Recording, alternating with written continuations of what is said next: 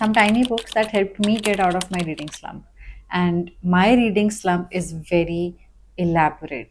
I am a PhD student and I only get reading slumps when I am very knee deep in my research. Whenever I feel that I'm oversaturated, or when I have read too much of my primary work, when I'm into theorists' work, and I get this feeling that I am losing this connection with my work, that is when I need some books which are in my bookshelf, some books which have no business to do with my research.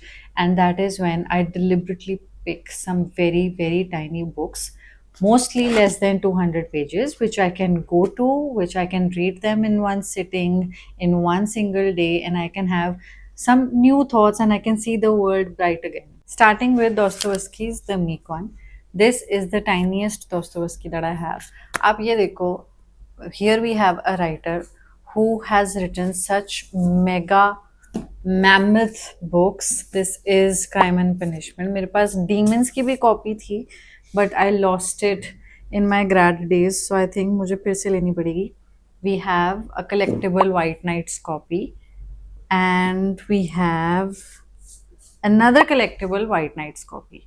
Despite having all these books, which are also very tiny, I would recommend The Meek One for you to get out of your slump.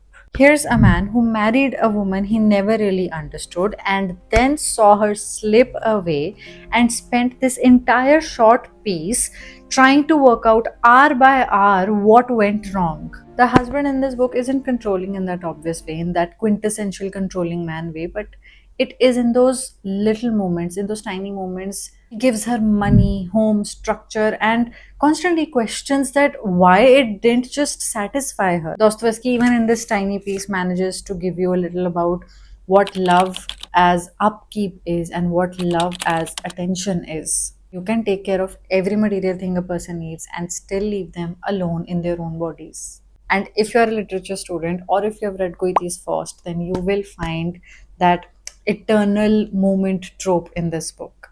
Next is In Other Words by Jhumpa Lahiri. This is that one book which can look as if it's a very lengthy novel. No, it's not. It is just 203 pages. It is one of the best works I've read this year. Jhumpa Lahiri knew Bengali and English. Bengali because her parents knew Bengali, but she did not know how to write and read in Bengali. She could speak it. And English, she knew it well and how. She used to write poetry, she used to write fiction. But there was this hole in her heart that why couldn't she feel home with any of these languages? She didn't feel at home because of her skin, because of her color, because of her race.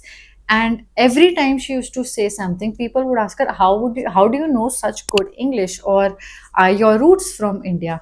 And she always felt that she needed to find a language of her own. And that is how she found this ignition, this spark with Italian. And this book talks about that journey. It was written by Lahiri in Italian, and she found a translator to translate this in English, which she is so well versed with. Next is also by a woman, an Indian woman, Mahasweta Devi. This is Truth and Truth, Satya Satya.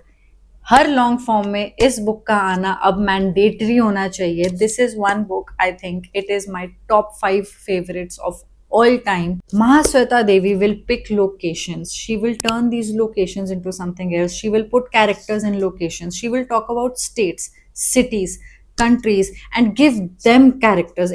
She will put drama in her writing. Arjun is this young man whose pregnant wife is at her parents' home, and while she's at her parents' home, Arjun is having thoughts about their own maid Jamuna. And what happens next is something you should read right now. In Mahasweta Devi's Truth and Truth, Satya Dasya, this is Satya Satya, this is Anjum Katyal translation. And the next book is another one of my favorites. This is a must, Ghachar Ghochar Vivek Shanbag. Translated from the Kannada by Srinath Perur, Ghachar Ghochar talks about wealth. A family from Bangalore moves from near poverty to real comfort after one of the men start a spice trading business. So the narrator is spending his days at a coffee house while everything is changing back home because of this money, especially the women. Near the end, you see how things get topsy turvy, actually, quite literally, gachar gochar, and you just have to cut them apart. I'm not talking about the thread, I'm talking about the familial ties. You will know what I'm talking about once you read this. Next is another woman writer, Annie Arnaud. This is The Possession. The best way to explain The Possession in a few words is from the back of it. The strangest thing about jealousy is that it can populate an entire city, the whole world, with a person you may never have met. And in just about 60 pages, she tells you how obsession actually works much better than any 600-page novel. Last, most definitely not the least, we have A Very Easy Death by Simone de Beauvoir. Look at the title of this. Let it sit.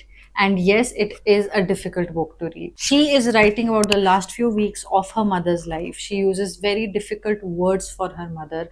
And when I say difficult, she's not using very difficult as in a word which is difficult to spell. No, she is using words which are harsh, which are not kind for her own mother when she knows that her mother was slipping away from this life. And to not spoil it for you, but to also tell you what writing I'm talking about, I'm going to read something from this. There is no such thing as a natural death. Nothing that happens to a man is ever natural, since his presence calls the world into question. All men must die, but for every man, his death is an accident. And even if he knows it and consents to it, an unjustifiable violation. This is what I'm talking about when we talk about great writers like Du Bois. These were all the books which I think you must read when you are feeling that you are in a reading slump. Because when you are in a reading slump, you should always pick something which you know for sure is worth reading, because otherwise you will end up feeling that your time is wasted, and you don't want to feel that, especially when you are in this slump, you are not able to work. And this is a foolproof list. Please pick this up, gift it to your friends. This is something which will not just get you out of that slump, but will force you into reading more by these authors, into reading more by these writers, into these themes. And if you also have something for me which I should read whenever I'm in the next reading slump of my life, please tell me in comments. Thank you.